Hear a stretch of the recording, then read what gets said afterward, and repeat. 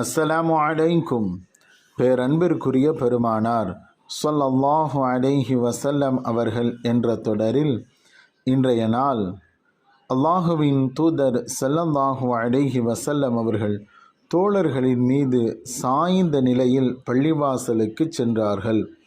ஃபுதைல் இப்னு Abbas ரதியல்லாஹு அன்ஹு அவர்கள் கூறினார்கள், அல்லாஹுவின் தூதர் ஸல்லல்லாஹு அலைஹி வஸல்லம் அவர்கள் எந்த நோயினால் இந்த உலகத்தை விட்டு பிரிந்தார்களோ அந்த நோயின் சமயத்தில் அவர்களிடம் நான் சென்றேன். அப்போது அவர்கள் தங்களுடைய தலையில் மஞ்சள் துணியை கட்டியிருந்தார்கள். நபிகளாருக்கு நான் சலாம் சொன்னேன்.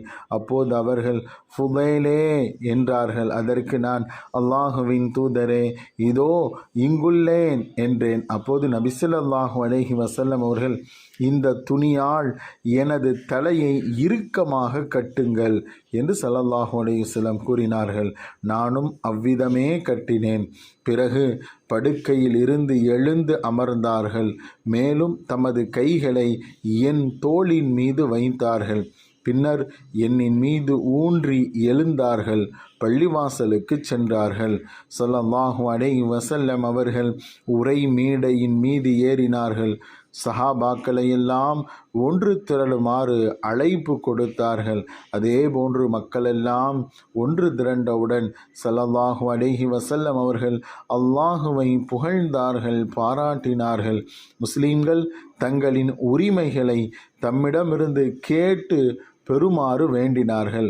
நான் ஏதாவது உங்களுக்கு கொடுக்க வேண்டிய கடன் இருக்கின்றதா, நான் ஏதாவது கடமைப்பட்டு இருக்கின்றேனா என்று கேட்டு அதையெல்லாம் அவர்கள் நிவர்த்தி செய்ய முயற்சி செய்தார்கள்.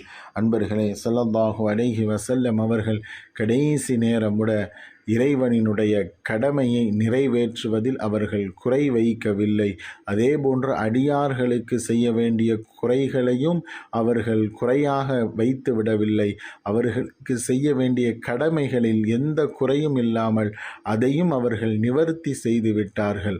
ஸல்லல்லாஹு அலைஹி வஸல்லம் அவர்களை போன்று அந்த சுன்னத்தான நடைமுறையை நாமும் பின்பற்றுவோம். அஸ்ஸலாமு அலைக்கும்.